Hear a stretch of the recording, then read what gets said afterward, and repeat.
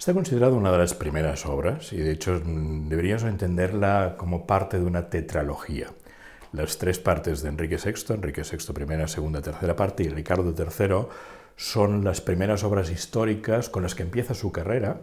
Ricardo III es una obra de 1593, considerada de juventud, pero piensa que entre esta obra considerada de juventud y Hamlet, obra de madurez, pasan 8 años. En la obra y en la vida de Shakespeare, el paso de la madurez a la juventud o de la juventud a la madurez realmente está muy concentrado.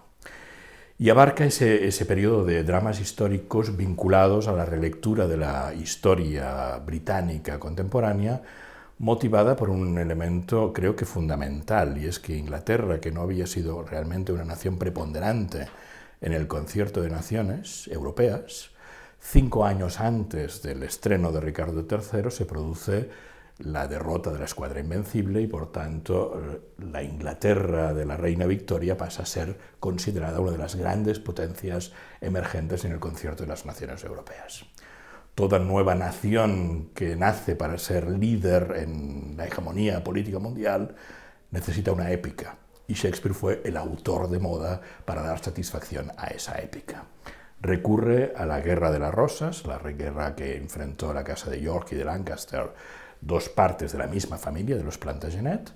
Escribe en esa primera parte esa tetralogía y posteriormente escribirá ya en época de madurez Enrique IV, Enrique V, Enrique IV primera y segunda parte, y terminará esta saga de la Guerra de las Rosas con Ricardo II. Ordenadas cronológicamente serían Ricardo II, Enrique IV, Enrique V, Enrique VI y Ricardo III, que cierra el último rey de la casa de los York y que abrirá la dinastía de los Tudor, con la que se acaba la Guerra de las Rosas, y dinastía para la que escribe William Shakespeare. Pero esta obra va más allá de lo histórico, digamos.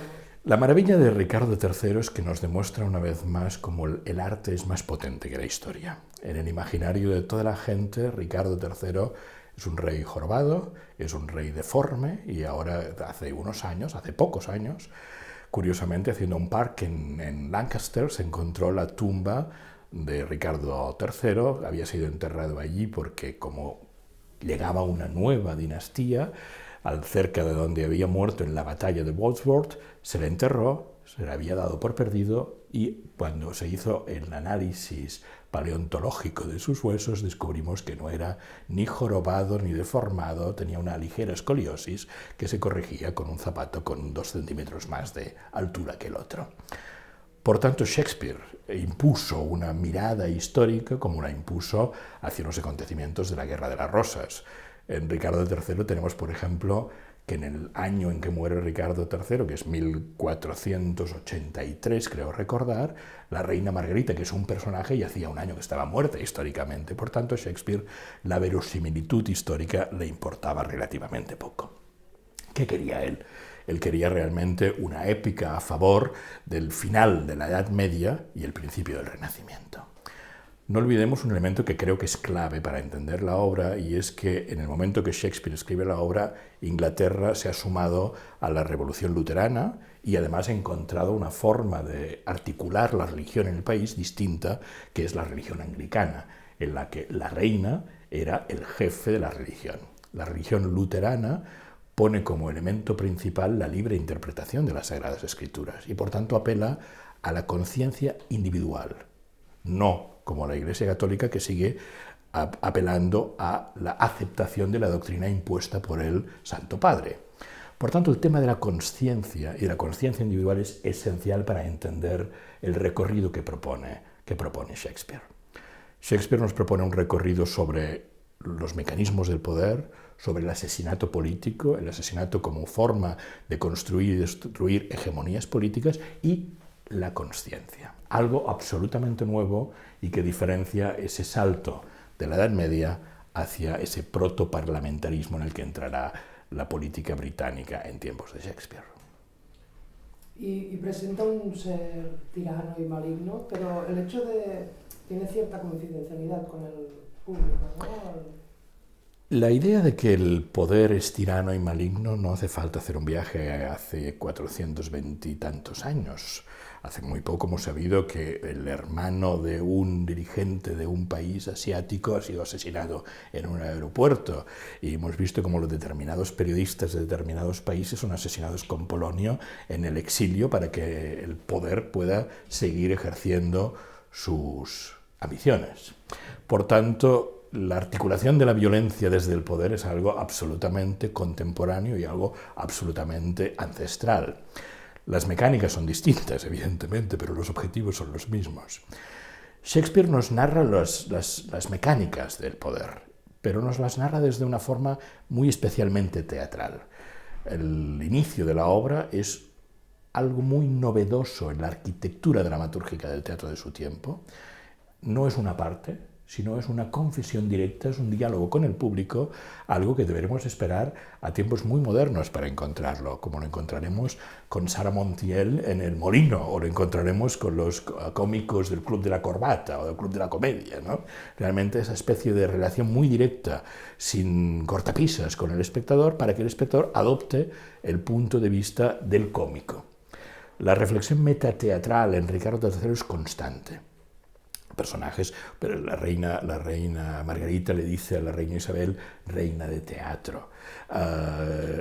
Buckingham le dice, si no hubieses entrado en el momento que te daba el pie, en el momento en que tenías que votar. O sea, hay una serie de elementos donde nos enseña Shakespeare esa construcción del mundo como teatro y el teatro como un mundo, un espacio de representación simbólica para poder analizar con precisión los temas que le preocupan. Ricardo III es un personaje maravilloso, y lo es porque parece que el recorrido ideológico de su forma de entender la muerte como mecanismo de poder es una, y poco a poco aparece la conciencia. Yo creo que anticipa un siglo lo que nos encontraremos con Tirso de Molina y con Molière, el pulso con Dios. Eso en Ricardo III ya está. Y está de una forma realmente en un momento que históricamente no está en el horno para bollos, digamos. Las guerras de las religiones han hecho extraño que un dramaturgo se atreva al pulso realmente con los poderes celestiales. Y Ricardo III lo hace. ¿Y vosotros ponéis el acento en el hecho de que el dolor sufrido por el ser humano te puede condicionar a actuar? Sin duda, cuando haces una obra clásica, puedes simplemente tratarla museológicamente y decir, mirad qué maravilla escribió Shakespeare hace tanto tiempo, o puedes intentar encontrar conexiones con nosotros. Ese viaje a mí siempre me ha parecido esencial para entender el teatro, y es lo que hemos intentado. No hemos dicho, mira cómo era la Inglaterra del siglo XV, sino hemos dicho, vamos a ver cómo todos nosotros nos damos cuenta de que nacemos con una capacidad de dolor que tenemos que saber asumir, de deformidad, de dolor, de repudio, de lo que sea. Y si no somos capaces de asumir esa cuota de dolor que nos toca, lo que hacemos es centrifugarlo, expulsarlo y agredir al otro. Una persona sana es una persona que sabe aceptar su dolor, que sabe aceptar ese espacio de cohabitación con los aspectos negativos de nuestro paso por este mundo, y sabe transformarlo y sabe superarlo. Ha habido una idea que nos ha acompañado durante el proceso de ensayos, y era el debate de decir, una persona que está en un estado depresivo y que necesita suicidarse puede decir no puedo más y me suicido. Pero también, como hemos visto, una persona en un estado depresivo que necesita suicidarse puede pilotar un avión y matar consigo mismo a 150 personas más. Porque seguramente esa persona necesita expandir la culpabilidad. Si a mí no me han aceptado, si yo sufro, quiero que los demás también. Creo que de una forma u otra, eso en muchas escalas, en nuestra vida cotidiana está lleno de casos que podemos encontrar. Estos días que hemos tenido ya un primer nivel de contacto con el público, hemos visto que el espectador sale diciendo, no solo es una obra maestra de Shakespeare, también apela a cosas que tienen que ver conmigo hoy aquí.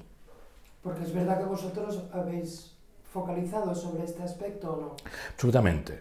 Hemos intentado entender los porqués no de los mecanismos estrictos del poder, porque esos mecanismos responden a estéticas, lógicas y mecánicas de una época determinada, sino los mecanismos del comportamiento humano que hay detrás de Ricardo III.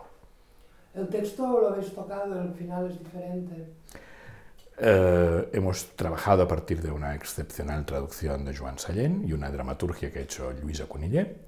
La dramaturgia entre el acto primero y cuarto es muy prudente, simplemente ha anulado algunos pequeños acontecimientos de orden menor para que la conducción de los temas principales fuese más concreta, y sí que ha habido una dramaturgia importante en el quinto acto.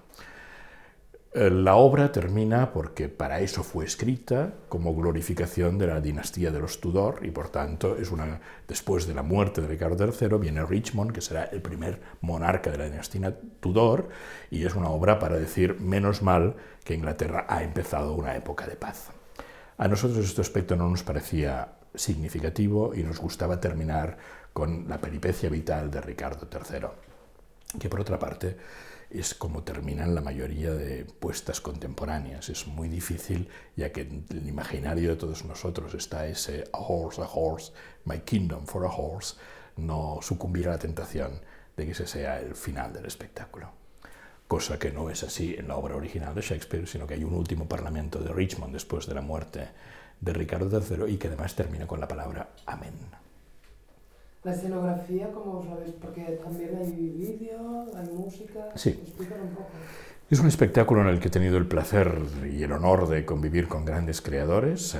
Fran Aleu nos ha hecho unos maravillosos audiovisuales en el que hemos fotografiado el rostro de Lluís Omar como Ricardo III y hemos podido digitalizarlo y trabajar con él a través de estrategias muy complejas y que nos permiten realmente entrar en espacios interiores del personaje.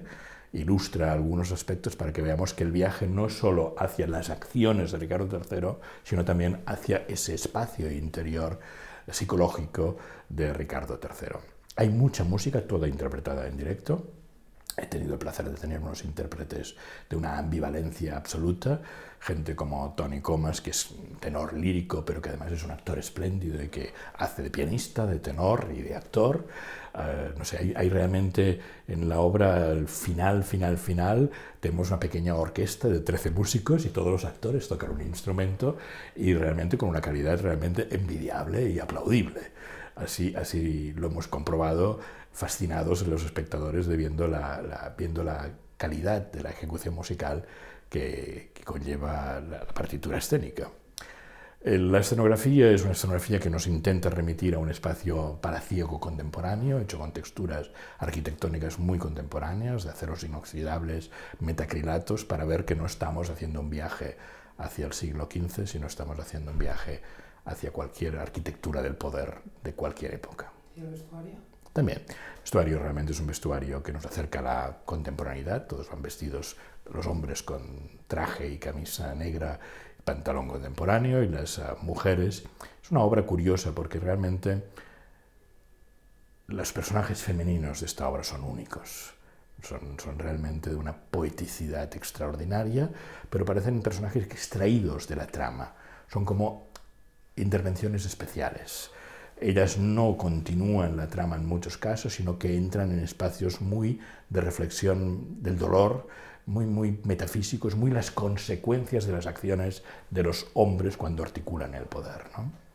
No como víctimas, que también, sino también como conciencias especiales de ese mundo dominado por las políticas de los hombres. En el caso de las mujeres hemos hecho un vestuario que podría tanto acompañarnos hoy a una fiesta party como hace 5 siglos.